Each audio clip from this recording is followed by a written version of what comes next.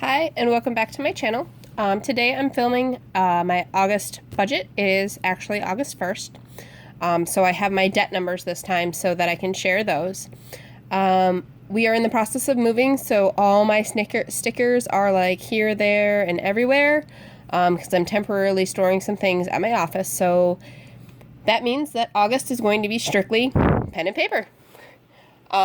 I'll be using a ruler to create some lines, and you can see the markings. I'd already marked out the spacing for the lines that I need to do. In the previous month, oh, by the way, I used an Erin Condren Deluxe Monthly Planner in the colorful version.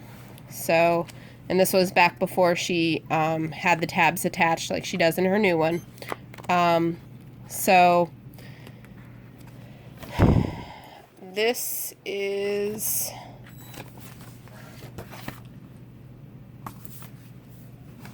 what my July looked like. I have yet to fill in all the actuals. Slowly worked at it and then took a break. So I'll film that later. So I'm going to work on my budget. What I use the monthly planner for is, or portion monthly view for, is to kind of plan like when I have to pick up gas, when I go to the chiropractor, when my paydays are, when I have to purchase doggy daycare packages, things like that. So let's get started. When my husband's out of town, so I have to pick up groceries, that kind of thing. So we are going to do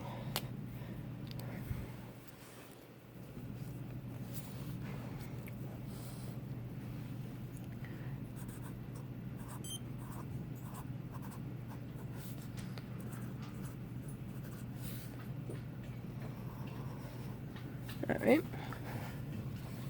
And then let's see. We'll do income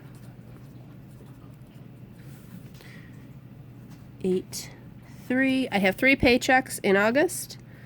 8-17, 8-31, and then I'll do an actual column. I'll just total up the month with the actual because I don't have enough space in the next planner, which I will be getting. Oh, I actually already have, but I only have it for 2019. This is a full page, so I'll actually have more space when I have my 3 paycheck months. So let's see.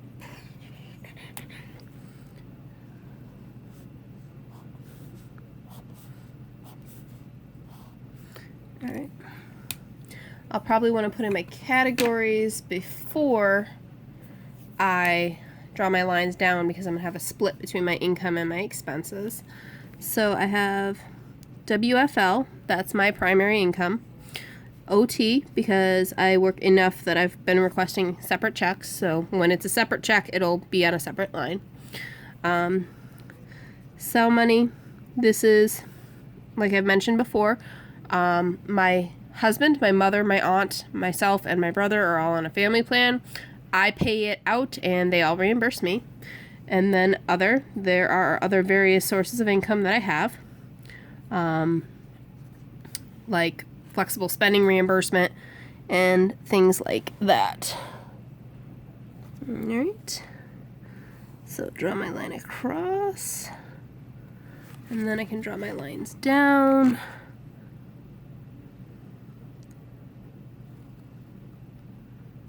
And this way I know exactly where things are supposed to be, sort of. Well, at least that's what I tell myself. Whoops. Gotta carry that down a little bit farther.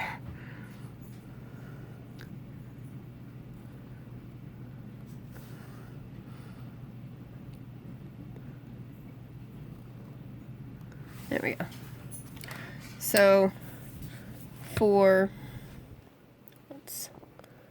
you can actually see that pretty well, surprisingly. I'm still learning on how to tweak my filming to make it easier for people to read. Let's see, let's go back to the blue. So my normal income is approximately $1,611 per paycheck. These are my real numbers because I don't mind sharing. My income is actually public. I'm anticipating overtime for each of these paychecks. This is obviously the only one I know because the time has already been worked. I'm pretty confident in that number, and I'm truly guesstimating this number. So, due to some varied variances and expenses, I'm only anticipating 146. It's on average 196, but the way my mom and I work things is sometimes she buys things on my behalf and I owe her the money, so she just takes it out of what she owes me, or vice versa. So it can fluctuate a little bit. And then this category is usually pretty consistent. I typically get at minimum like $650. It can vary. I'm not anticipating, obviously, sell money or other money. I'm not anticipating it. So I have my flexible spending, my husband's flexible spending. My husband reimburses me for something that I bought on my account, or he buys something with our credit card and I'm the one that pays the bill, so he's got to give me the money, things like that. So in total, for the first paycheck, I'm anticipating that. The second, and for the third.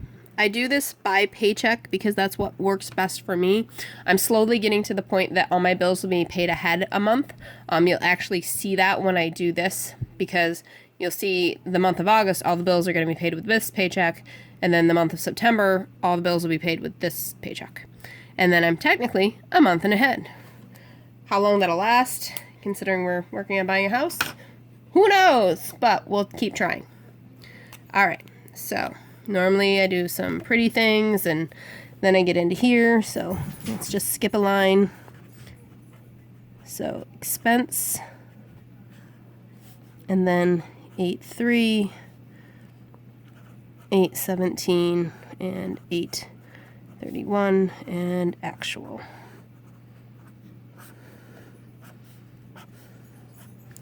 All right, again, I'll put the categories down the side. And then we'll go from there. Actual's over there. So we have gas, which I usually have to fill up 2 to 3 times a week, depending on how things go. Daycare, which I finally got really good news about daycare. My daughter is going to be switching the daycare provider that she's going to. She's switching to the provider we wanted in the first place. They just didn't have a space. Not that the current place has been bad, but this is what we wanted. Had been highly recommended by friends. So we're finally getting in there.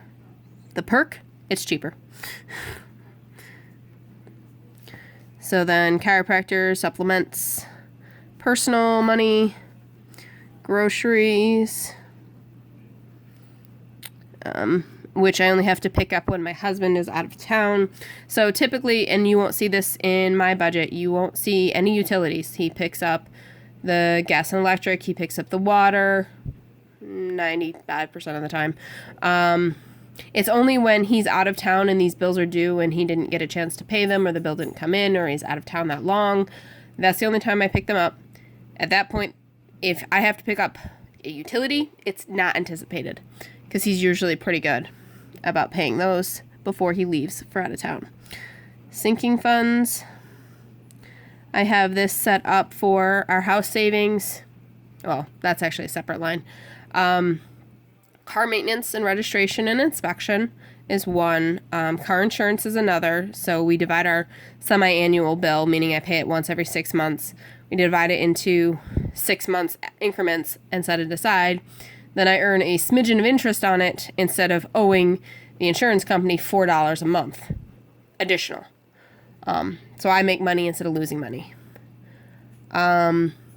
We set aside money for Prime, for Easy Pass New York, which is a toll booth pass, for our dog, for our daughter, for Christmas, things like that. we do Dollar Shave Club. We're on the every other month. I know somebody had made a comment on last month's budget in regards to Dollar Shave Club. It was $30 last month, and it's nothing this month. And it's actually going to be a little high because you'll see the September Dollar Shave Club hit on 8/31. But it's high. We're normally around $9, and $9 lasts us 2 months worth of razors, which is more than enough for us. $30 is when I buy the extra stuff for like the travel size for my husband, because he's found like some of the lotions and potions and whatnots work better for him and his sensitive skin. So we weighed out the cost of what we were spending. It was recommended we use dollar store razors. Dollar store razors have been tried and thoroughly failed, so we don't do that. Grove Collaborative is where I choose to get my cleaning supplies. NYSEG, which is electric on our second home. Verizon Wireless is our cell phone bill. Mortgage is the mortgage on the second home.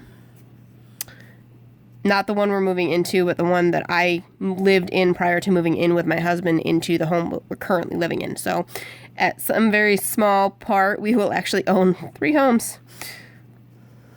Northwest Mutual. Other. So the other category is kind of like an unbudgeted. I don't plan on spending anything typically, but occasionally it happens. And then savings. Saving is our goal. It isn't working out as well as I had hoped. I got a little spend happy with some things and ended up shelling out a little bit more money than I had planned. But I realized what happened and I'm fixing it. I didn't put right total, but I know I need to. So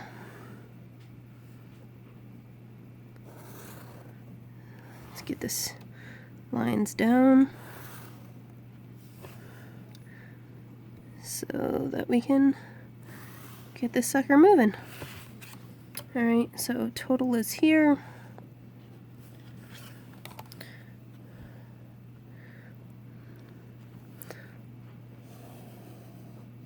Okay, so that's our breakdown. You can see the little lines in between. So, like I said, on August 3rd will be all of August bills. So gas, I'm anticipating $120 for that 2-week period. Daycare is $578. I won't see a change in my daycare costs until the end of September, because it's always for the subsequent 2 weeks. So when I get paid on September 28th, it'll be for October daycare, which is when I'll see a reduction in cost. Chiropractor, my husband will not be going because he will be out of town, so it's a little bit cheaper. Don't plan on getting any supplements at that visit, and either of those visits.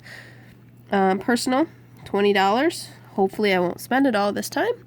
Groceries, we're going to shoot for $75. If it goes a little bit over, I'll be okay. Sinking funds, all I have to set aside money for this paycheck is for doggy daycare. Like I said, nothing for August for Dollar Shave Club, nothing for Grove on this paycheck. That'll come out of the next paycheck. Though I am debating about delaying it until after we move into the next house, which will be sometime, hopefully mid-late September. Gonna estimate NYSEG. It's usually been running low 20s, so I estimate a little high at 25. Verizon's been $252 and change, and the change has varied, so I just estimate high at $253. The mortgage is consistent because the escrow changes for January 1. So it's consistent all year. Northwest Mutual is my life insurance. Other, like I said, I did get spend happy, and I put some stuff in places that I shouldn't have. So that's how much I have to pay for. And then savings should be $627.93 for a total of $3,411.50. So this is a zero-based budget that I run. So my expenses will match my incoming. And this savings is where the difference is made up. Now, had I not gotten spend heavy, that could have all gone to savings. So for the 817, again, anticipating $120 in gas, $578 in daycare, $172. This is with my husband going to the chiropractor. $50 in supplements because we're trying to prevent me needing a surgery, hoping that the supplements will suffice and change things around. Fingers crossed. I do not want surgery. He will be gone one of the 2 weekends, so I'll plan on picking up a little bit of groceries. This is where the bulk of my sinking funds will come out. So I do my sinking funds. The bulk of my sinking funds come out when the opposite paycheck that the bills come out, so that I'm never running the same thing. No Dollar Shave Club for August. Grove, currently sitting at $20.94. Still debating about pushing that back, which I may choose to do. We'll see. Will not have any of these bills. This is the last little bit of the excess spending that I had done. And then the balance would go to savings to match my incoming. All right, and then for 8/31, I'm only anticipating $90 in gas because I shouldn't be doing as much overtime, meaning I don't have to go in on a weekend. Fingers crossed. Summers are extremely busy for me, and they make my life fun. Supplements go back to the normal $25 budget, so whatever is excess, we just roll forward. Personal still at $20. No groceries, my husband will be home. Sinking funds, none. I will be going, yeah, because this is where all my bills will come out, and I don't have to contribute to doggy daycare as much. Dollar Shave Club, $16.20. This is because we have to buy yet another handle. My husband needs to keep one at home, one in his go bag for the military, and then I have my own. So we currently only have 2 handles, so we're getting a third. So he stops using my razor. Grove is $0 because I paid for it here. Nice egg. So these bills, these right here, these 4 bills will be for September. That's why you'll see duplication in the same month. Same estimates because these are way far in advance. But that just means more to save. And look, nothing in the other category, thank God. However, because I didn't have as much overtime or any other miscellaneous income, I can only set aside that much. And then that is my total. And then when I'm done for the month, I'll come back and I'll give the actual numbers and do a review. Hopefully I'll get August in here shortly. But like I said, my husband's going out of time, so finding time to film is going to be interesting. I did say I would fill in my debt numbers this time. So let me get to the page. I usually do the page before the monthly view. So let's do that. Let's go here. All right. So we are looking at, I'm going to tilt this at an angle so it's a little easier for me to write. 8/1/2018 debt balances. And the pens I'm using are Erin Condren double-sided pens. So the first one we have is, sorry, my notes are over here to the side.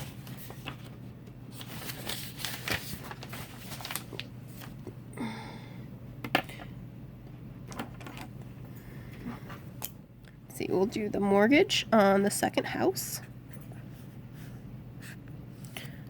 So the balance is $39,140.01.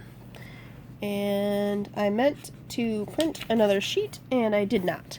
So normally what I also indicate here is the accumulated interest as of the date and the babe, the dog is eating something out of your bag. And the payoff amount, which I didn't get and I can't access right now because I'm using my phone to film. So then the other thing is my husband's student loans, which, and my husband's bag is literally right to the side of me. And the dog is eating something out of it, so it's fun. Hopefully he didn't eat something he really, really shouldn't. Okay, so my husband's student loans are Navient. He has an unsubsidized and a subsidized loan, and I like to break those out because there's some differences. So the unsubsidized loan has a principal balance of $18,298.59 with an accumulated interest of $56.36, totaling $18,354.95. And then a subsidized loan has a principal balance of $11,805.75 and an unpaid interest of $151.48, totaling $11,957.23, which means he has a total liability for his Navient of $30,312.18. All right, so I started keeping track of this because I was noticing that while both of these amounts were going down in total, that they were comprised of principal and accumulated interest. When I started looking at that a little closer, I realized there was a lot of accumulated interest on the subsidized loan. So in November, I think when he makes either his September or his October payment, the breakdown of his payment, because a little goes here and a little goes here. Part goes here and part goes to this one. And I think either his September or his October payment, it'll finally start hitting the principal on the subsidized loan. Because previously, the payments were just going against the unpaid interest. And whatever is in excess of the unpaid interest then goes to the principal. So while this total has been going down, it'll go down faster now that it's going to start eating away at principal. Finally, hopefully, I think September is what I did my math to figure out. But that's it for my August budget and debt balances. Hopefully soon, these numbers will start to really go away. When we sell the house we're currently living in, this is the debt we're totally focusing on and will make 100% go away. And then we'll work either on this debt or getting a new, bigger, new to us, but bigger car, because we're currently both driving sedans and we have a 75-pound German Shepherd and a 6.5-month-old. So, and then this is the total overview of my August budget. If you have any questions, leave the comments down below. If you like this channel, give it a like this content, give it a thumbs up. If you want to see more, subscribe and hit the notification bell to let you know when I post a new video. Other than that, have a good day. Bye.